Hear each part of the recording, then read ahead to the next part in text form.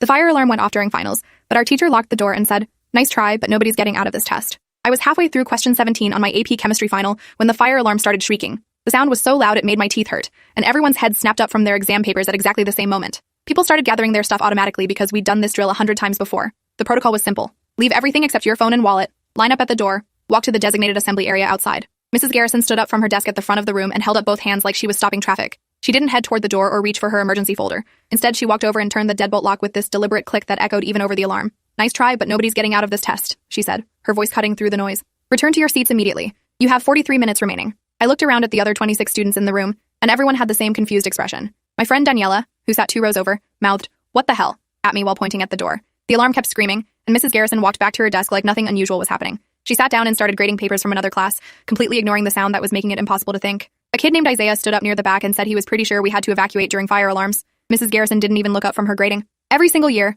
some student thinks they're clever and pulls the alarm during finals week. Last year it was during the AP biology exam, and the year before that it was during pre-calculus. I've been teaching for 19 years and I'm not falling for it anymore. You all stay right here and finish your tests. The alarm continued for another 30 seconds before cutting off abruptly, leaving this ringing silence in the room. But even without the noise, nobody moved to start working again. We were all just sitting there looking at each other and at the locked door and at Mrs. Garrison, who was acting like this was completely normal. I could see smoke coming under the door from the hallway. Just a thin gray line at first, barely visible against the tile floor. I thought maybe I was imagining it because my eyes were tired from staring at chemistry equations for an hour. But then Daniela stood up and pointed at it, and once she did, everyone could see it. The smoke was getting thicker, turning from gray to darker gray, creeping across the floor like fog. "Mrs. Garrison," Daniela said, her voice getting higher. "There's smoke. We need to leave right now." Mrs. Garrison finally looked up from her papers, squinting at the door like she needed glasses but refused to admit it. She stood and walked over, bending down to look at the smoke, then straightened up and waved her hand dismissively. "It's probably from someone vaping in the bathroom. You know how the ventilation system pulls air through the hallways. Everyone sit down and get back to work. You're wasting precious test time with this nonsense." But the smoke kept coming, and now I could smell something burning. Not like paper or wood,